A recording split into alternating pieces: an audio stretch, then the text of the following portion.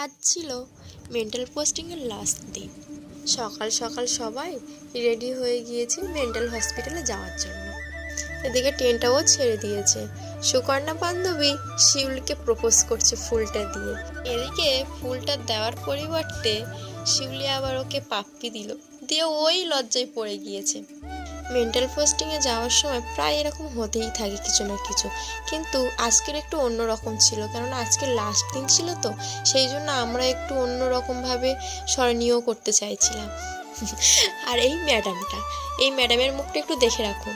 আমি আবার কিছুদিন পর একটা ভিডিও ছাড়বো, দেখে বেশ আপনাদের মজাইও লাগবে।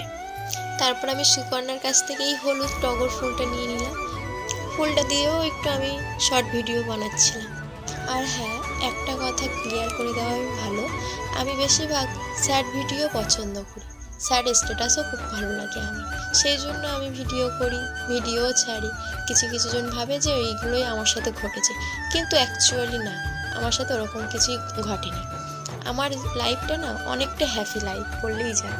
আমার লাইফটা হ্যাপি হতো না যদি না আমার আব্বু আমার আবদারগুলো শুনতো না। তারপর ওরাই ভাবছিল যে টেনেতে কি করা যায়, গানের লড়াই খেলবে বলে ঠিক করেছে। শোন না, আমি বলছি কি রে করবি বলো, দিয়ে কর, আমি বলছি বলো। ওটা আমার অরিজিনালে হারানো সিতারে, সে তোমার মানছে না রে এবার ভালোবাসতে।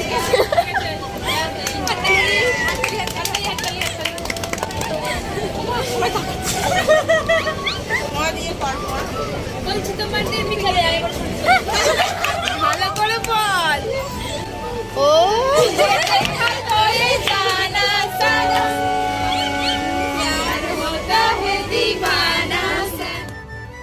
তারপর তো গানের লড়াই হলো। এদিকে আবার একটা বাবু এসে দাঁড়ায়। শিউলি, প্রিয়াঙ্কা এবং আমি তিনজনে মিলে ওকে একটু লাগছিলাম, ওর পিছনে লাগছিলাম না, এমনি কিউট বাচ্চা দেখলেই সবাই একটু গাল টিপবে, হাত টিপবে, এটা তো স্বাভাবিক। কিন্তু ওই বাচ্চাটা বাংলা বোঝে না। আমরা কিন্তু প্রথমে অনেকবার ওকে ডাকছি, ওকে কত কি বললাম, ও বাংলাতেও বুঝতে পারেনি। আরেকজন ছিল, সে বললো যে ও বাংলা বোঝে না, ও হিন্দি বোঝে।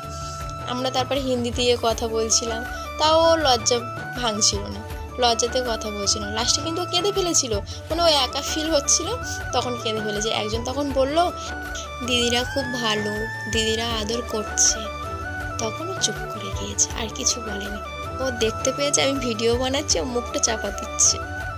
তারপর আমরা মেন্টাল হসপিটালে চলে এসেছি।